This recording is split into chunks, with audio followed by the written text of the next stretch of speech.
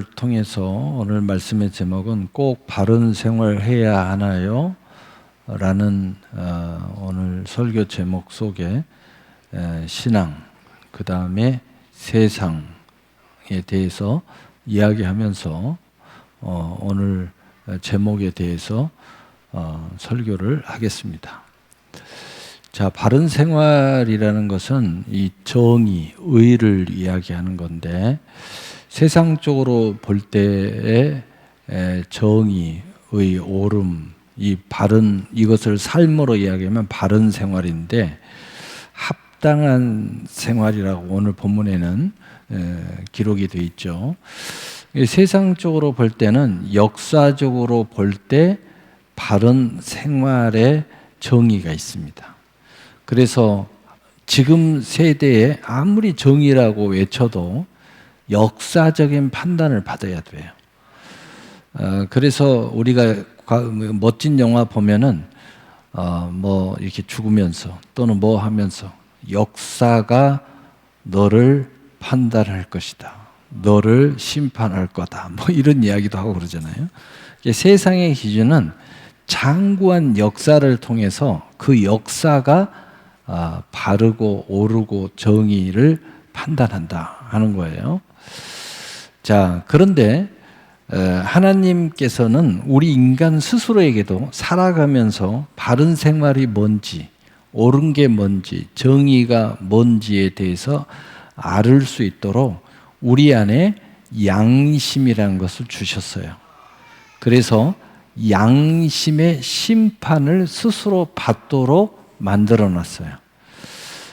그래서 어떤 사람들이 가끔 이 매스컴에 나오죠. 과거에 사람을 죽였는데 그 양심 때문에 고통을 당하다가 그 법에 이제 몇 달만 지나면 그 법의 적용을 받지 않는데 자수를 하는 거예요. 그건 중요한 게 아니고 나는 이것 때문에 제대로 지금까지 살 수가 없었다는 거죠. 고통을 당합니다. 잠을 제대로 잘 수가 없고. 그래서 내 이 양심의 심판에서, 이 양심에서 자유롭게 하기 위해서 자수하러 왔습니다. 내가 누구누구를 죽인 살인자입니다 라고 자수하는 종종 그런 사건들이 매스컴에서 들리죠. 스스로 자수하는 거예요. 자기 그 양심의 심판에서 견딜 수가 없는 거예요. 어떤 사람은 자수도 하기 전에 미쳐버린 사람도 많아요. 그 양심, 자기 양심의 심판을 받아가지고. 그래서 하나님의 이 양심, 그 다음에 이 세상의 바른 생활의 기준은 여러분이 잘 아다시피 하나님의 판단, 심판을 받아야 합니다. 가장 옳은 거예요. 그래서 하나님의 심판 앞에 섰을 때의 그 정의를 말하는 것입니다. 자, 그런데 왜 이게 중요합니까? 방금 제가 말했듯이 우리가 바른 생활을 하면 혹 우리가 어떤 삶을 생활하든 어떤 경우가 발생을 하든 많은 사람들이 요즘 들어서 우리 한국 사회의 모습은 자기의 이익이 되는 것, 돈이 되는 것, 그것이 바른 생활처럼 이야기하고 고백을 하는 경우가 많이 있습니다. 자기 중심이에요. 그래서 나를 위한 것, 이게 바른 생활인 것처럼 그것을 포장하고 막 이렇게 하는 경우가 많이 있어요. 그러나 아무리 포장을 하고 합리화를 시켜도 결국은 자기의 양심 앞에, 하나님의 심판 앞에, 그 다음에 사회적 판단, 역사까지 들먹일 정도의 인물이 되면 좋겠어요. 근데 그러지 않더라도 사회의 판단을 받게 되어 있습니다.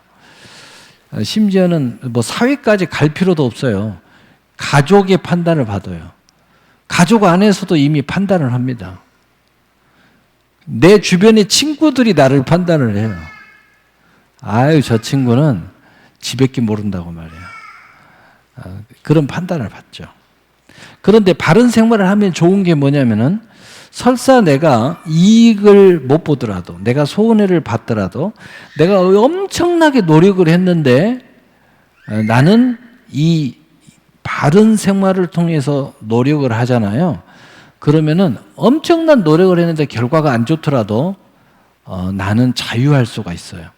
왜냐? 나는 바른 방법을 통해서 했다는 거죠. 그 유로를 받아요.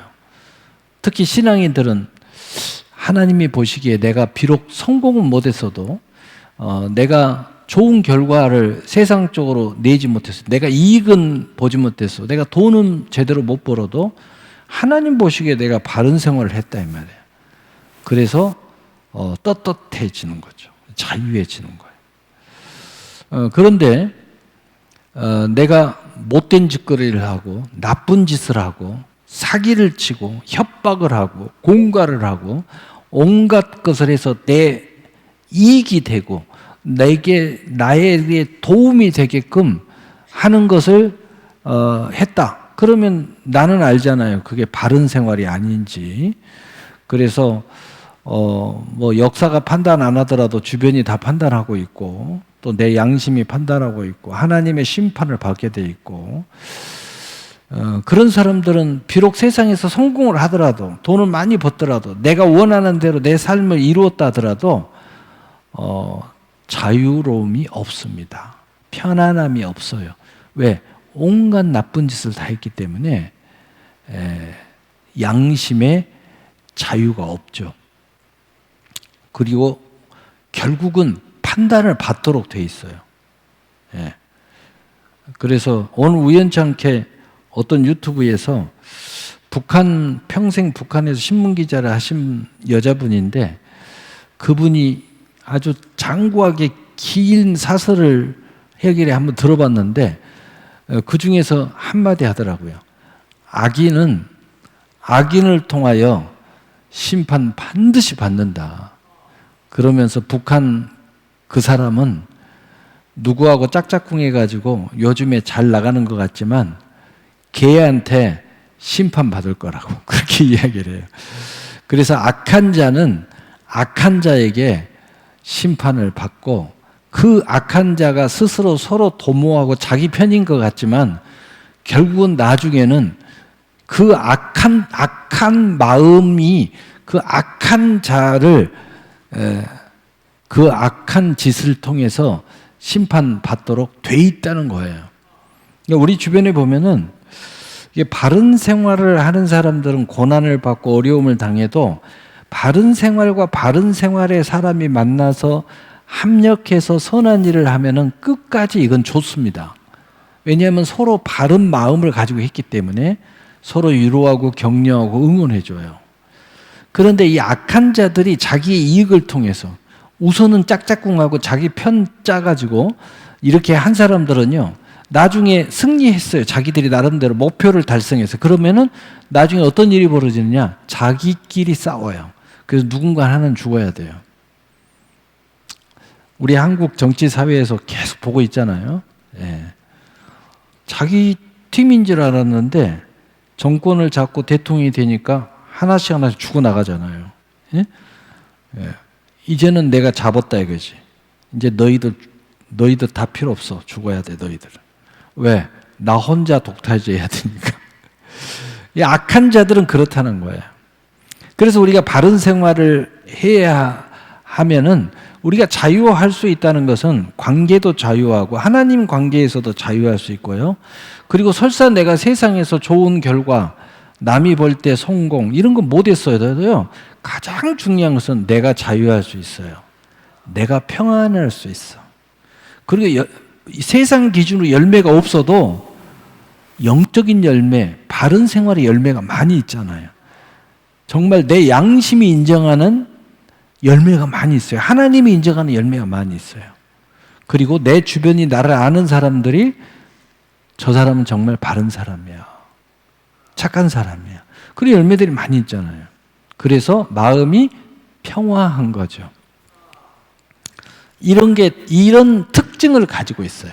자, 그렇다면 우리가 바른 생활을 해야 하나요? 이미 두말하면 잔소리가 돼버렸어요. 자, 그러면은 오늘 이 성경, 오늘 본문의 이 바른 생활, 합당한 생활에 대해서 왜 이 바른 생활을 오늘 본문에서는 이 합당한 생활을 꼭 해야 하는가에 대해서 오늘 바울 사도는 뭐라고 이야기하고 있는가? 이 부분을 함축시켜서 오늘 말씀을 나누려고 합니다. 오늘 본문 보면은 빌립보서 1장 27절 오직 너희는 그리스도의 복음에 합당하게 생활하라.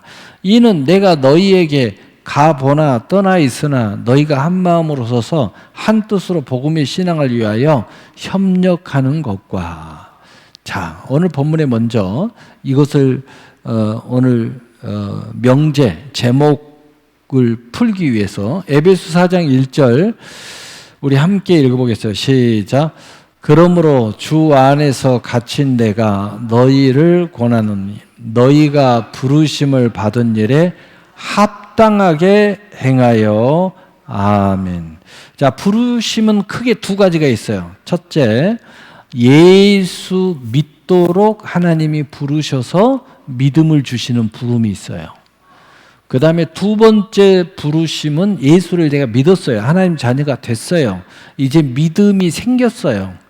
그랬을 때에 하나님의 두 번째 부름은 바로 내가 하나님의 자녀로서 그리스도인으로서 어떻게 살아야 될 것인가, 삶에 대한 부름이 있어요.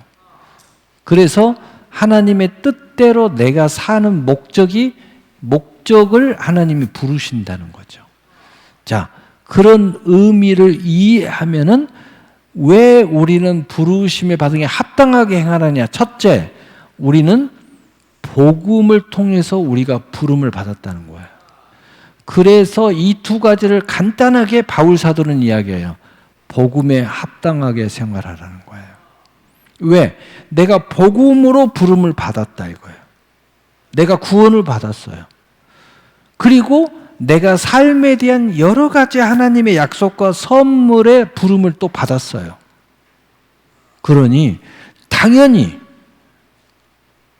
그냥 단순한 도덕적인 바른 생활이 아니라 우리는 복음의 바른 생활을 해야 되지 않겠냐. 우리의 기준은 그렇다는 거예요. 크게 생각을 하면 하나님 앞에고, 그러나 복음 해버리면은 하나님 앞에, 세상 앞에, 구원받을 자 앞에, 나의 금생과 내생의 상과 멸류관 앞에 다 포함시켜버린 거예요. 우리가 복음 앞에 그러면은 굉장히 함축시킨 것 같은데 그렇잖아요. 모든 것을 다 포함시켜버릴 거예요. 그러면은 복음은 첫째, 내가 그 복음으로 말미암아 하나님의 자녀가 됐다. 이제는 복음으로 말미암아 나와 같은 사람들, 하나님의 뜻을 위하여, 하나님의 나라를 위하여, 수많은 영혼들을 위하여 합당하게 살아야 되지 않겠나. 그러면 거기에는 또 뭐가 있어요? 하나님의 상과 멸류관과 수많은 하나님의 선물이 약속되어 있어요. 그러니까 이것을 싹 포함해가지고 한마디로 복음에 합당하게 생활해야 된다. 복음을 위해서 살아야 된다. 합당하게 바른 생활을 해야 된다. 이유는 여기 있다는 거예요. 우리가 바른 생활을 해야 할 이유. 사기치는 사람은 사기 그만 치고, 거짓말만 밥 먹듯이 하는 사람은 이제 거짓말 그만하고, 오직 나를 위해서 사는 사람도 이제 그만하고, 나를 위해서라면은 온갖 수단과 방법을 가리지 않는 사람들, 나만을 위해서 협박, 공골, 온갖 추잡한 일을 다 하고 있는 사람들. 왜? 나를 위해서. 야, 나를 위해서. 야, 나를 위하지 않으면 무슨 의미가 있어? 의미 없습니다. 나를 위한 의미가 정말 저 하늘에 있다면, 그 하늘의 영광을 위한 나를 위한 거라면, 복음을 위한 나를 위한 거라면 그 의미가 있지만, 이런 의미를 모르고 오직 나만을 위한 정욕적 나를 위한 거라면 의미 없어요. 아무 가치가 없어요. 그런 사람들은요, 온갖 나쁜 일을 다 하게 돼 있어요. 나를 위해서라면 수단과 방법을 가리지 않아요. 그래서 이런 사람들은 자기 자존심 상하면요, 부모도 필요 없고 선생도 필요 없고 목사도 필요 없고 하나님도 필요 없어요. 막 삿대질하면서 욕하면서 원망하고 불평하고 난리 쳐버려요. 그냥. 왜? 나 괴로우면 다 소용없는 거예요. 그냥. 내 자존심 상하면 다 소용없는 거예요. 나 힘들면 다 소용없어요. 그러나 이런 정욕적인 내가 아니고 거룩한 영광의 나를 위한 거라면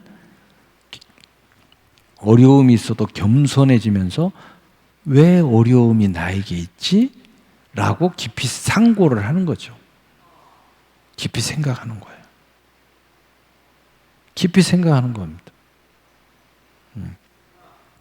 이게 다른 거죠. 그래서 여러분은 이제 모든 것을 다 포함해서 무엇 때문에? 내가 복음을 통해서 부름을 받았기 때문에 우리 복음을 위한 바른 생활을 해야 된다는 거예요.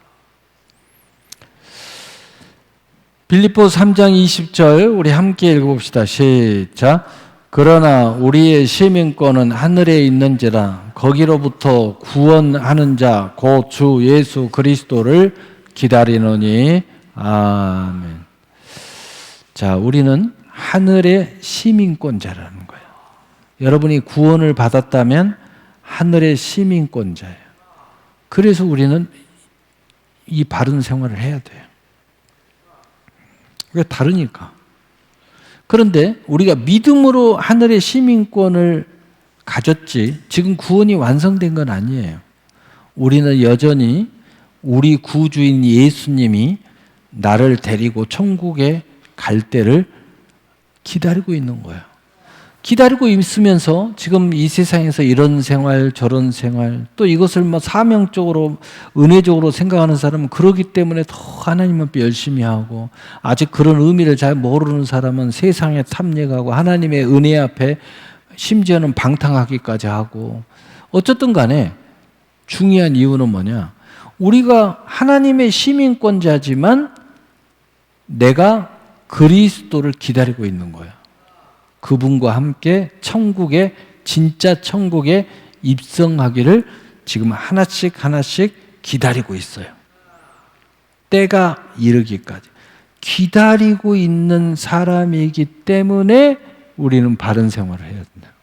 아직 마무리가 안 됐다. 당신 구원받았어? 아멘. 그러면 천국 갔어? 천국 갔어? 아, 천국 소유하고 있는데요. 아니 진짜 천국 갔냐고.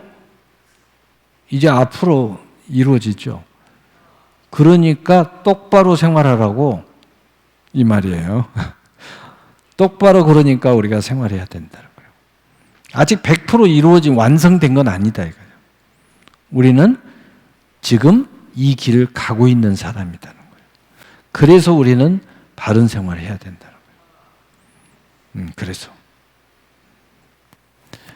빌립보서 2장 11절 우리 함께 읽어봐요. 시작. 모든 입으로 예수 그리스도를 주라 시인하여 하나님 아버지께 영광을 돌리게 하셨느니라. 아멘. 그래서 하나님께서 모든 입으로 예수 그리스도를 주라 시인하여 하나님께 영광을 돌리게 하신 것은 곧 뭐예요? 우리가 예수님을 말미암아 구원을 받게 하셨다는 거죠. 그래서 우리는 하나님의 영광을 위해서 바른 생활을 해야 된다는 거예요. 영광을 위해서. 제가 그 시골 의사 우리 밴드에다 가끔 올리는데 그 시골 의사 이야기를 가끔 제가 듣거든요. 그 양반이 아주 소탈하게 이야기를 잘 하더라고요. 그래서 가끔 한 번씩 들어보는데 자기 마누라하고 결혼한 이야기를 해요. 근데 자기 마누라는 예수를 안 믿었대요. 그래, 근데 결혼을 했어요. 좋아해가지고. 근데 마누라가 예수를 믿기까지, 믿음이 없는데 자기가 좋아하는 남자가 그치, 여러분 그 의사고시 보고 의사 되고 또 얼마나 그 공부를 열심히 하는 사람들 중에 하나잖아요. 그런데 자기는 열심히 공부하는데 주일도 막 안 놀고 열심히 공부하는데 일요일만 되면 사라지는 거예요. 그러니까 무슨 특별한 일이 있나? 그럼 나중에 보니까 교회를 갔다 오는 거예요. 그러니까 예수 안 믿는 사람 입장에서는 좀 웃기죠. 야, 지금 너 공부 열심히 해야 되는데 교회 주일날 가서 주일날은 공부를 안 해요. 신기하다. 근데 주일이 아닌 날은 너무 열심히 공부를 하는 거예요. 그래서 물어본 거예요. 그리고 나서 나중에 야, 저렇게 우리 공부하기 바쁜데 지금 1시간, 2시간이 막 소중한데 저 친구는 얼마나 저 친구가 믿는 하나님 도대체 진짠가? 얼마나 우리는 급하게 공부하고 저 친구가 주중에 막 공부하는 거 보면 막 얼마나 열심히 공부하는데 주일만 되면 딱 멈추고 교회를 가버리는 거예요. 고시원에서 공부하는데 이 친구는 없어. 너무너무 궁금해가지고 나도 교회 따라가면 안 돼? 그것이 시작이야.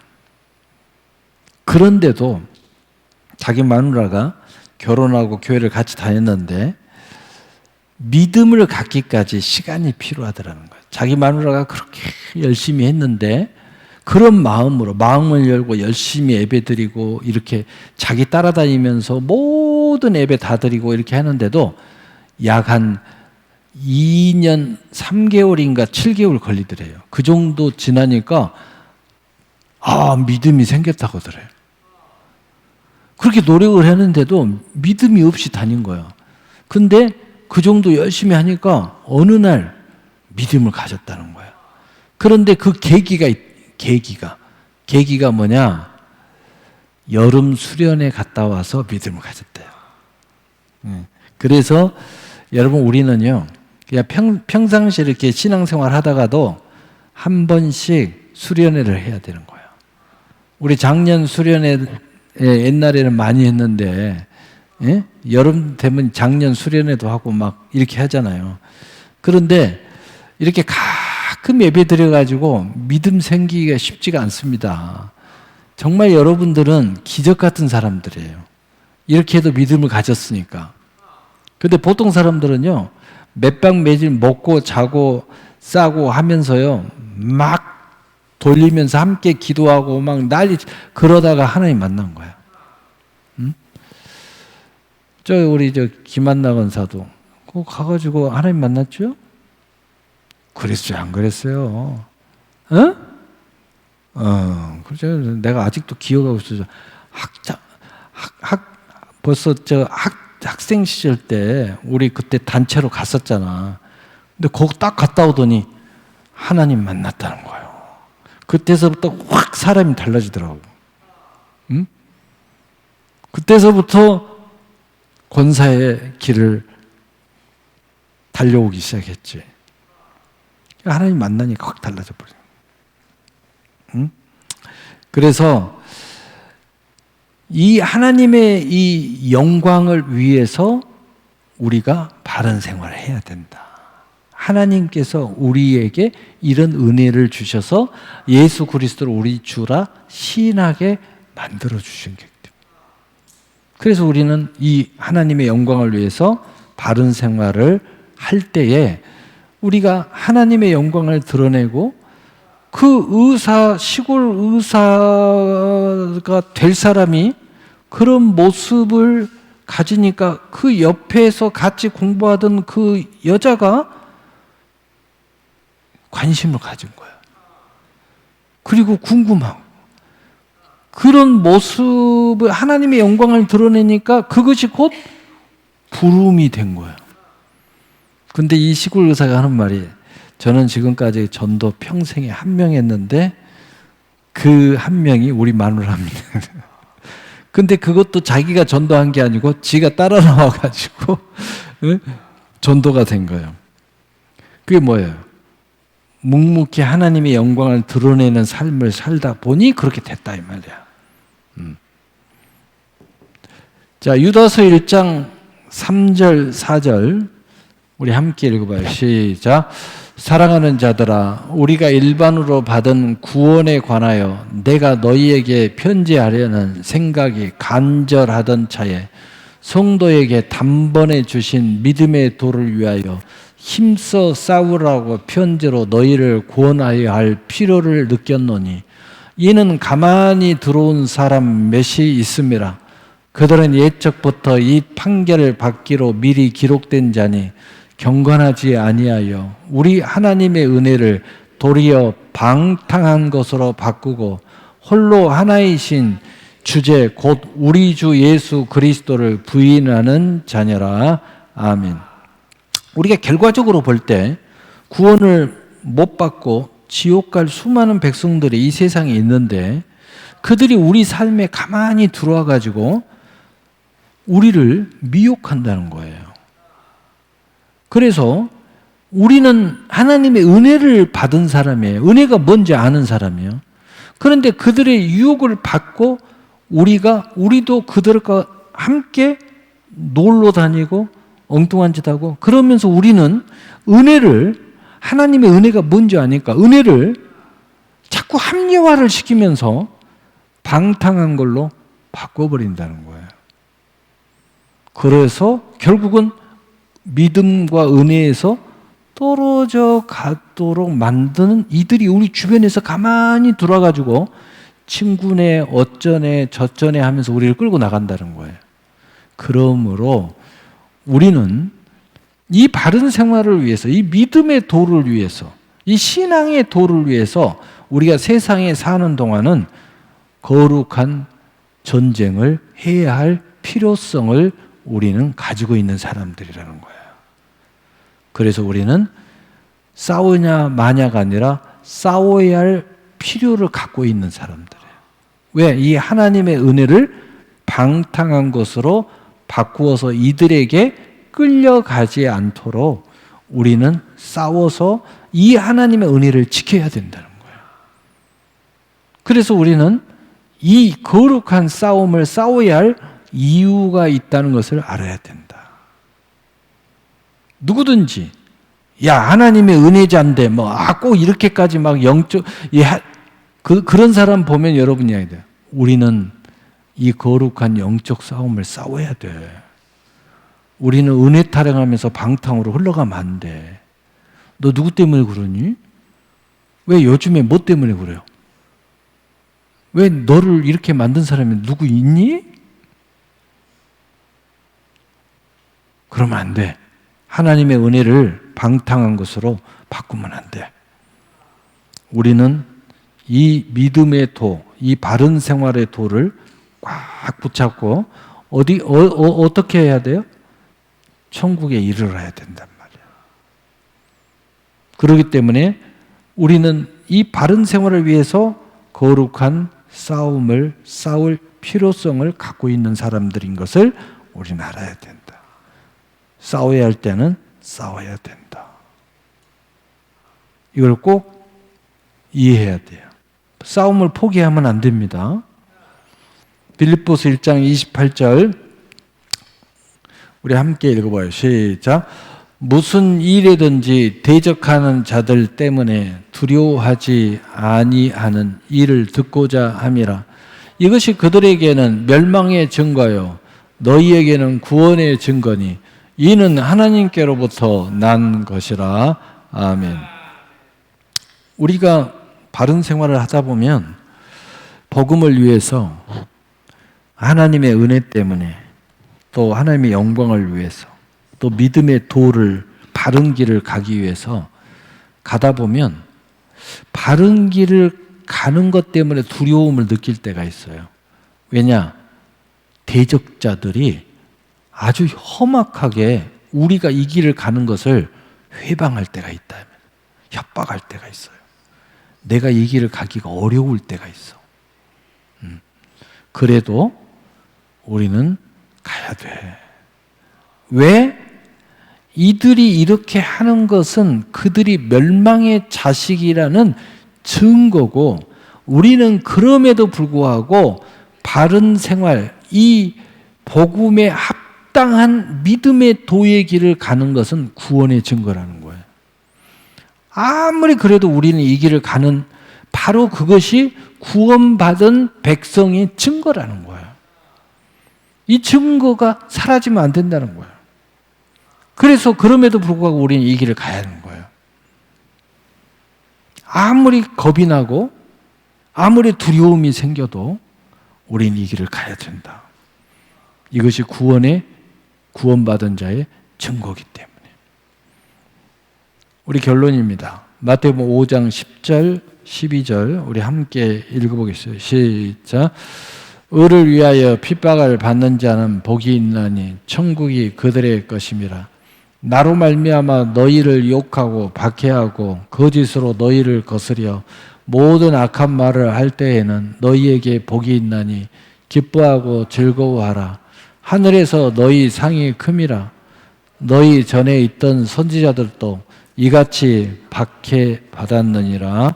아멘. 정말 우리가 주님을 위해서 이 바른 복음을 위해서 바른 생활을 하면서 바른 길을 가다 보면 정말 우여곡절이 많이 있는데 그중에 핍박과 박해와 두려움과 여러 가지 많이 있는데 그럼에도 불구하고 우리에게는 복과 상과 즐거움이 약속되어 있다는 거예요. 하나님의 은혜의 선물이 약속되어 있다. 그렇기 때문에 기뻐하고 즐거워해라는 거예요. 이 억지로가 아니라 내가 정말 영적으로 이 사실을 알고 열심히 기도하고 은혜 받으면서 가면 정말 기뻐하고 즐거워할 수 있다는 거예요. 기뻐하고 즐거워할 수 있어요.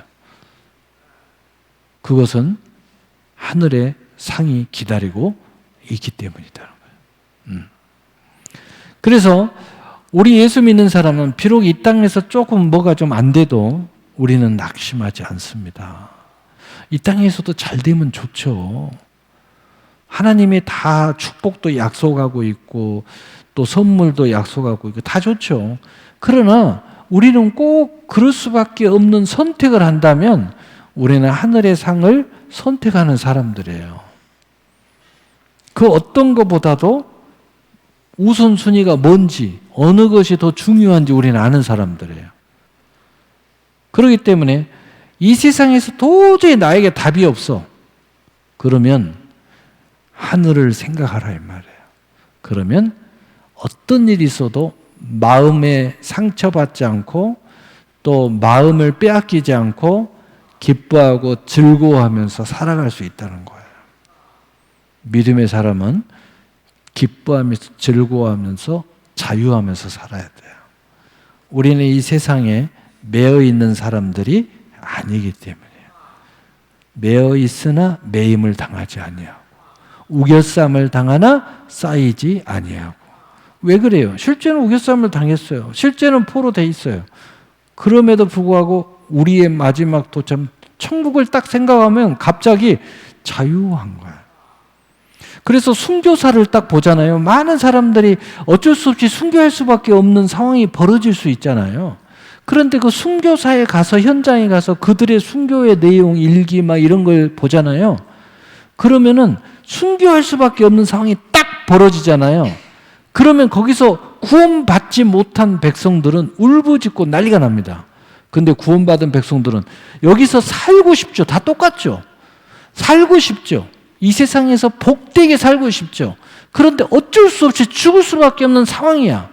그러면 이 사람들은요, 하나님을 기도합니다. 찬송을 합니다.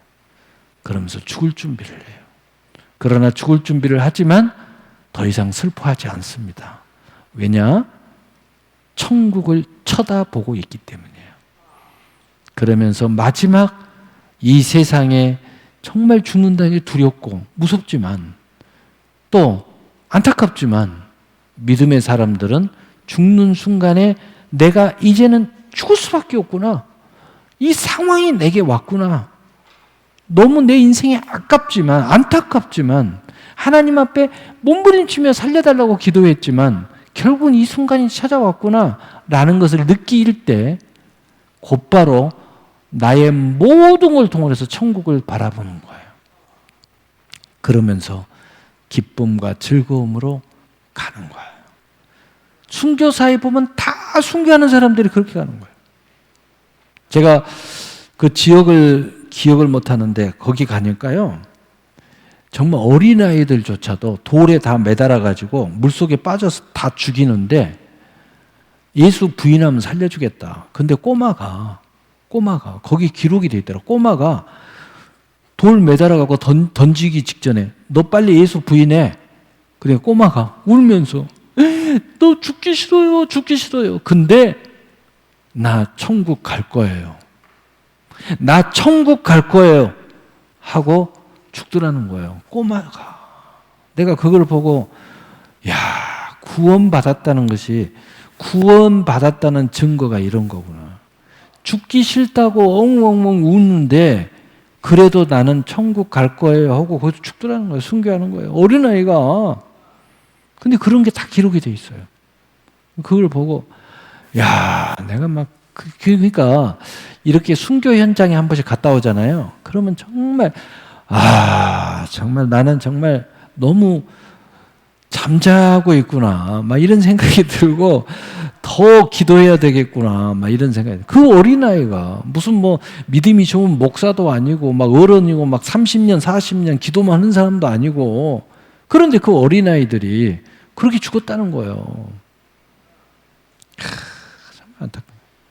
기도하겠습니다.